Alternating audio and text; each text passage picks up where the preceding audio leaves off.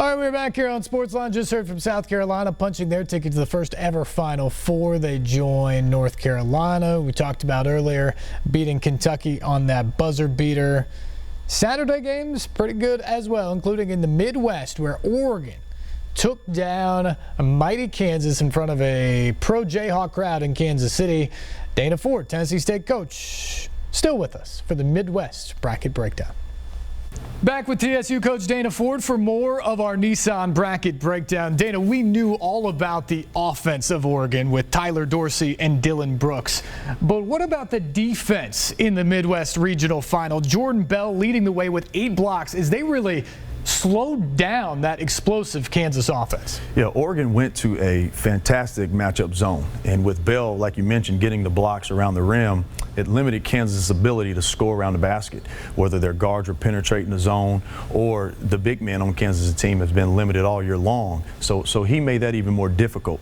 Kansas missed some shots that they normally make, and if you watch the game closely, their shot selection was not great, especially against the matchup zone. Jayhawks shot just 35% for the game. Now Dana Altman heads to his first Final Four. He may be the best coach that nobody really talks about in the country, but you just heard those Bill Self tournament numbers, especially in the Elite Eight. Is the tournament criticism of Self a fair one?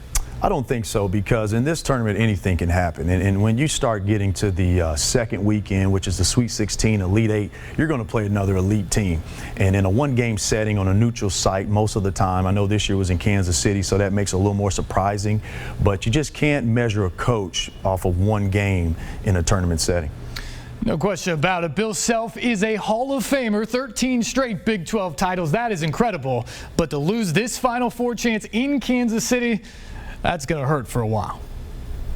Yes, it will. A tough loss for the Jayhawks indeed. So now Oregon moves on to their first Final Four since 1939. Played in the very first one ever in the national championship game way back when in Evanston, Illinois. Now back to a Final Four, and they will take on Gonzaga, a team that everybody's overlooked for a long time. But the Bulldogs now 36-1, 1 seed in the West, rolled through the West region, and now off to the Final Four for the first time under Mark Few. Here's John and Dana with the West Bracket Breakdown. All right, time to talk about how the West was won with TSU coach Dana Ford. Coach, Xavier was a great story. Double-digit seed, making it all the way to the Elite Eight. Maybe they ran out of gas, but everyone knows you need good guard play this time of year. How about the play of Gonzaga's Nigel Williams-Goss? Took over this game for the Bulldogs, never really let the Musketeers in it. Yeah, he was fantastic, and their entire backcourt was really fantastic. And Xavier's team was a little depleted. They've lost 3 key players throughout the year, and for them to be there is a great testament to Chris Mack and what they've been able to do. But this is Gonzaga's year, and many have picked them in their brackets, and if they're going to win it, their guards are going to have to be just as good as they were the other night. Right, finally for Gonzaga, right? They've been in the tournament every year since 1999, and now Mark Few and the Zags are indeed heading to the Final Four. So the Final Four said it is Gonzaga in South Carolina, Game 1 Saturday night, 5:09 p.m. in spectacular high definition over on News Channel 5. That game will be followed then by North Carolina and Oregon about 7:40 on Saturday night from University of Phoenix Stadium. Dana Ford, the head coach, back for a Final Four breakdown. What a fantastic Sunday of basketball. Dana Ford back as our Nissan Bracket Breakdown looks ahead now to the Final Four next weekend in Phoenix, where we can only hope the play is just as good. And it all gets started with a pair of first-timers, South Carolina and Gonzaga, just after 5 o'clock right here on News Channel 5. Both these teams are great stories, but Dana, is it Sindarius Thornwell and the veteran Gamecocks, or is it the transfers, Nigel Williams-Goss and Jordan Matthews, and that very deep Gonzaga team that moves on? It's going to be an awesome game, and it's hard to pick.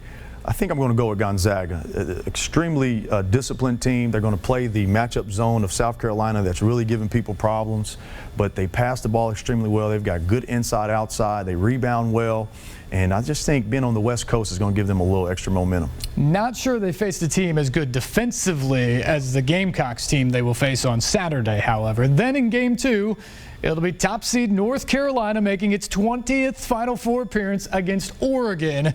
The Tar Heels have to be the heavy favorites at this point, right? But can the Quack Attack slow them down? Well, if they shoot like they did against Kansas the other night, they can beat anyone. But I think I'm going to go with North Carolina in that game, just for the simple fact of they've had a couple games now in the tournament where you could look at it and say maybe they should have lost. And typically the team that wins it always has that game that they look back into. I think in the second round against Arkansas and then today against Kentucky, North Carolina, they survived 2 scares. So you've got the 1 seeds, North Carolina and Gonzaga. Who cuts down the nets? I'm saying North Carolina. They lost last year. They're 3 seconds away from a championship last year. They've got a redemption on their mind this year, and they definitely have a good perimeter player with Jackson and then the inside with Meeks, and I think Roy Williams is going to cut down the nets. From heartbreak a year ago to hardware this year for Roy Williams and the Tar Heels. 2 1 seeds, 2 West Coast teams, and both Carolinas headed to Phoenix. Dana Ford is as well. Coach, thank you. Thank you.